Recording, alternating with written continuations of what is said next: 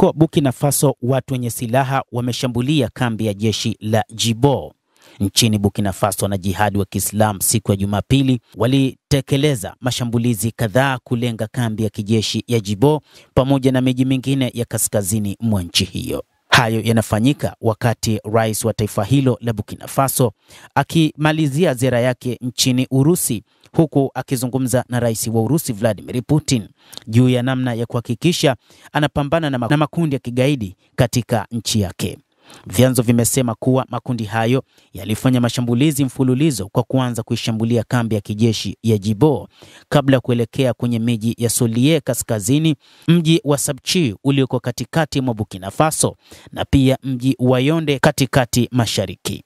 Mpaka sasa hakuna idadi kamili ya watu waliouawa wala majeruhi, lakini maafisa wa usalama wamethibitisha kuwa mapigano hayo yamefanikiwa kudhibiti kambi ya kijeshi ambako waliharibu ndege na kuwa idadi ya watu ambao bado haijaelezwa ni kiasi gani. Mashahidi wanasema shambulio hilo la siku nzima liliendelea katika maeneo mengi ya kaskazini na yanafanyika wakati rais wa mpito Kapteni Ibrahim Traore alipokuwa akirejea Wagadugu baada ya safari ya Moscow, ambapo alifanya mazungumzo na rais wa Urusi Vladimir Putin kuhusu ushirikiano kati ya nchi hizo mbili. Hata hivyo, hii inadaiwa kwamba ni moja kati ya changamoto ambazo anazipitia kiongozi huyo wa Burkina Faso, Kapteni Ibrahim Traore. Moja kati ya changamoto ambazo anakumbana nazo kiongozi huyo ni juu ya uwepo wa makundi ya kigaidi katika taifa hilo, na inadaiwa kwamba katika siku za hivi karibuni ilitokea sintofahamu hadi kutaka kupinduliwa kwake, lakini ni Wabukinabe waliopambana kuhakikisha kiongozi huyo anaendelea kusalia madarakani. Taarifa zaidi zinadai kwamba jeshi la Traore limeanzisha kampeni ya kuwasaka magaidi hao, na kwa mujibu wa Traore ameapa kupambana na wapiganaji wa aina yoyote ambao watajitokeza, huku akisema kwamba moja kati ya jambo ambalo hahofii kwake ni mapambano dhidi ya makundi hayo, na hii ni moja kati ya sababu zilizomfanya Kapteni Ibrahim Traore kuamua kujitoa muhanga na kutumia uzalendo wake kwa ajili ya mapambano dhidi ya makundi ya jihadi ambayo kwa upande wake anaona kwamba ni makundi yaliyosababishwa na majeshi ya Ufaransa, na anahisi kwamba yametengenezwa na Wafaransa ambao kwa muda mrefu walikuwa wakipambana na makundi hayo, lakini kwa muda mrefu Ufaransa ilishindwa kutatua changamoto hiyo, na hivyo Ibrahim Traore akaona kwamba hakuna njia nyingine isipokuwa tu yeye kuwa kama rais wa taifa hilo ili aweze kutatua changamoto iliyopo.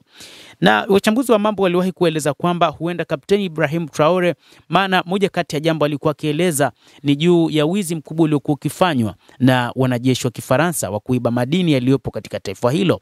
Sasa walitumia muda mrefu kuendelea kusalia nchini Burkina Faso kwa ajili ya kufanya shughuli hizo, wakiwa katika dhana kwamba wao wapo kwa ajili ya ulinzi na kwa ajili ya mapambano dhidi ya makundi hayo ya kigaidi, lakini cha ajabu makundi hayo yalikuwa yakiongezeka siku hadi siku. Kwa hivyo wakati huu Kapteni Ibrahim Traore baada ya mashambulizi haya bado hakutoa taarifa rasmi, lakini baadhi ya maafisa wake wanadai kwamba mpango ni kwa ajili ya mapambano zaidi ya makundi ya wapiganaji wa jihadi, ambapo wataweza kupambana nao kadri itakavyowezekana na kuhakikisha kambi ya kijeshi ya Djibo waliojaribu kuilenga kwa mashambulizi kadhaa wanahakikisha wanailinda vilivyo. Basi mtazamaji, nawe pia una nafasi ya kulike, una nafasi ya kucomment, kadhalika na kusubscribe channel yetu hii ili upate habari hizi kwa mapana kupitia The World News. Mimi ni Adam Hussein, endelea kuwa nasi wakati wote, endelea kutufuatilia uweze kuyajua mengi yanayojiri katika ulimwengu kupitia hapa.